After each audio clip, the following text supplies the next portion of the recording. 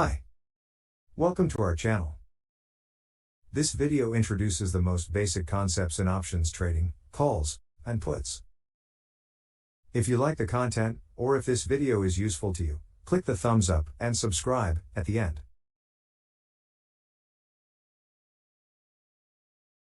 But, what exactly are options? Options are financial instruments that give those who buy them the right to buy or sell an underlying asset, such as shares of a company, on a predefined date, which is the expiration date of the option, also known as the maturity of the option, for an agreed upon price, which is the option strike price. Not only the price, but the very existence of options, is tied to the existence of an underlying asset. Because of this, because they depend on another asset, options are known as derivatives. There are two participants in a transaction involving options. The option seller receives an amount of money from the buyer. This amount of money is the option premium. In this type of transaction, the seller assumes an obligation, which is to buy or sell the underlying asset for the strike price at maturity. The buyer, in turn, as we already saw, acquires the right associated with the option, which he or she may or may not exercise at his or her discretion. If options give someone the right to buy or sell an asset for an agreed upon price, it implies, therefore, that there are two different types of options. Calls are options that give the buyer the right to buy the underlying security at the strike price from the seller.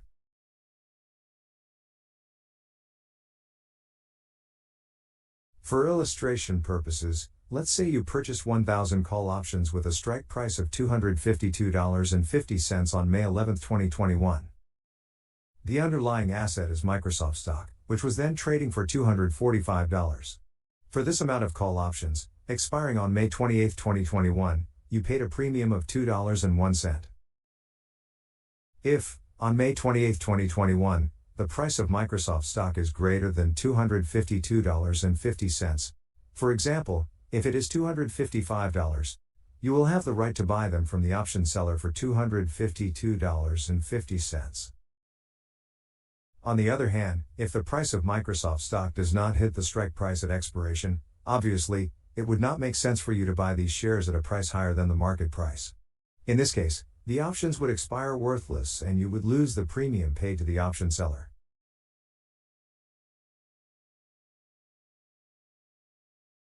In addition to call options, we also have put options. Puts are options that give the buyer the right to sell the underlying security at the strike price to the seller of the options.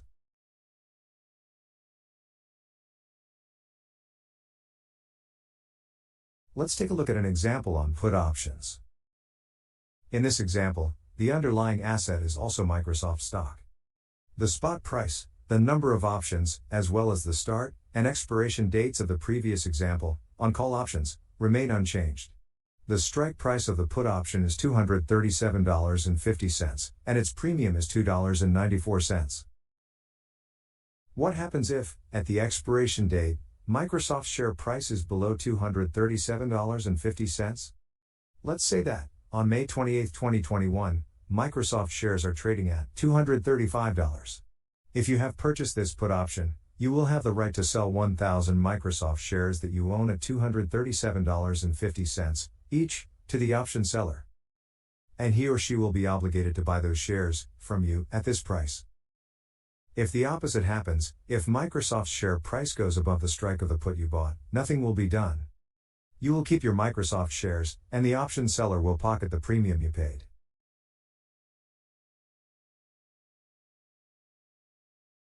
Of crucial importance, when analyzing the value of an option, at a given time, is the position of the option strike with respect to the market price of the underlying security.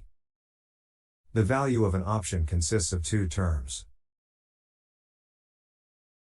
The intrinsic value of an option depends on the option type. Only call options whose strikes are less than the market price, or put options whose strikes are greater than the market price, have intrinsic value. Otherwise, the intrinsic value is zero. The intrinsic value of an option, either a call or a put option, is given by the difference between the market price of the underlying asset and the strike of the option. For example, if the market price of Microsoft stock is $245 and the strike of a call option is $240, the intrinsic value of this call option is $5. For a put whose strike is $250, the intrinsic value also is $5.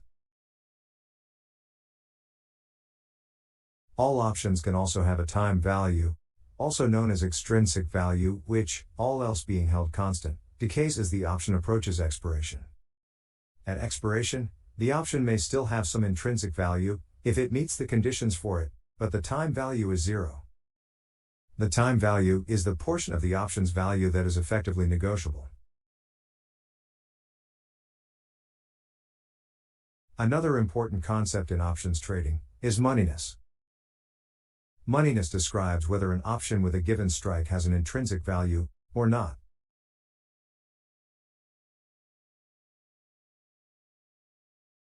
With regard to the moneyness, an option can be in the money, or ITM, if the option is a call, whose strike is less than the market value of the underlying asset, or if it is a put, whose strike is greater than the market value of the underlying asset. In other words, if the option has intrinsic value.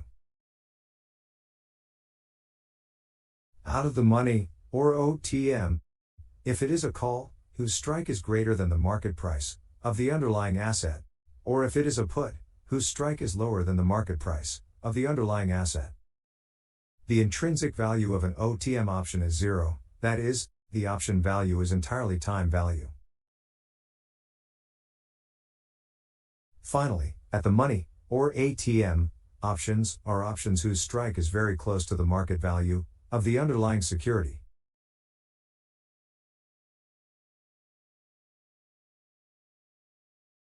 Thanks for watching this video. Before we finish, we would like to emphasize that this video is strictly for educational purposes. We do not make investment or trade recommendations.